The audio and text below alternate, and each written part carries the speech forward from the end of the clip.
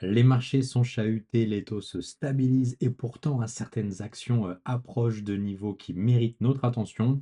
Aujourd'hui, je te partage trois sociétés que je scrute particulièrement en octobre. L'une touche ses plus bas historiques, l'autre a des fondamentaux de très haut niveau et la dernière reste une machine à cash dans le monde du digital. On va donc analyser tout ça en live sur mes sites d'analyse préférés avec mes indicateurs long terme habituels, hein, valorisation, rentabilité, solidité financière et même potentiel de croissance. C'est parti, on va débuter de suite. Alors, pour débuter, on y va, c'est Comcast. Comcast, c'est l'un des géants américains de la communication et des médias. Télévision par câble, Internet et bien sûr NBC Universal. L'action est en tendance baissière depuis près d'un an et c'est ce qu'on voit juste ici sur le graphique. Et on s'approche d'ailleurs de ses plus bas niveaux de 2022 autour des 29 dollars l'action.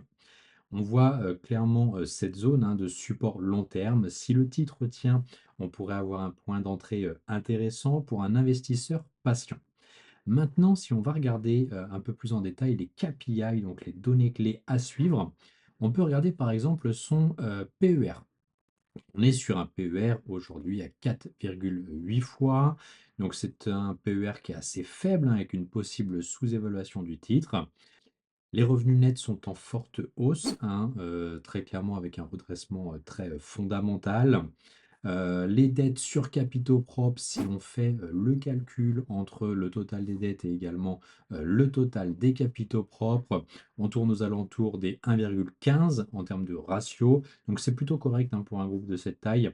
Ce qui m'intéresse ici, c'est le contraste entre un PER de 4,8 fois et des bénéfices en hausse. Donc le marché price la stagnation, mais les fondamentaux s'améliorent.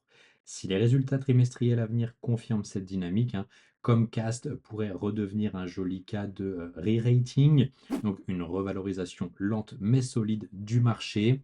Et si on regarde un tout petit peu l'opinion des analystes également sur De Giro, on voit qu'on est plutôt sur une tendance à la conservation du titre ou bien à l'achat, avec un potentiel de prévision de cours à plus 10 dollars par action. On passe maintenant à la seconde action. On va passer du coup d'un géant des médias à un champion de la biotech, Regeneron. Donc Regeneron, c'est un acteur majeur de la biotech, donc spécialisé dans les thérapies innovantes, notamment la thérapie génique, hein. L'entreprise collabore avec des grands labos pharmaceutiques pour développer des traitements de pointe et ses fondamentaux sont excellents. Regardez ici d'ailleurs la prévision des analystes sur De Giro, hein. On a un potentiel de croissance de plus de 27% et une santé financière quasi irréprochable, et c'est ce qu'on va voir maintenant ensemble. Si on regarde la croissance du chiffre d'affaires sur 5 ans, on est à plus 11% par an, donc c'est plutôt stable et durable, ça c'est plutôt une très bonne nouvelle. Si on va aller chercher maintenant un petit peu les différents KPI, donc le ROE, on est à un ROE de 17%, donc ce qui est vraiment très bon. Une marge nette qu'on va retrouver juste ici aux alentours des 34%, donc c'est vraiment exceptionnel. Et également une dette sur capitaux propres à inférieure à 0,1, donc ce qui signifie très clairement un très faible endettement pour la société. Son cours actuel est à 500, aux alentours des 580 dollars. Donc on est vraiment à un moment charnière si on dézoome et on prend du recul. Techniquement, le titre, il a rebondi depuis ses 480 dollars, hein, un plus bas touché là, ici, on le voit en juin.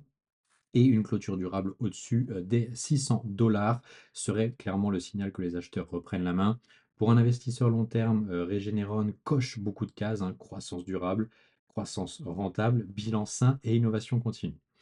Et pour finir, une société que tout le monde connaît, hein, mais que peu d'investisseurs regardent sous l'angle de la valorisation, on va aller voir Adobe. Adobe, pour ceux qui ne connaissent pas, même si je pense que vous le connaissez tous, c'est la référence mondiale du logiciel créatif et de la productivité. On est très clairement beaucoup à l'utiliser, peut-être vous aussi d'ailleurs, notamment Photoshop par exemple. Après une année 2023 difficile, hein, marquée très clairement par la correction du secteur de la tech, le titre a retrouvé de la stabilité autour des 330 $ à peu près. Ce qui m'intéresse ici, ce n'est pas juste Photoshop ou Acrobat, mais la mutation d'Adobe vers l'IA générative.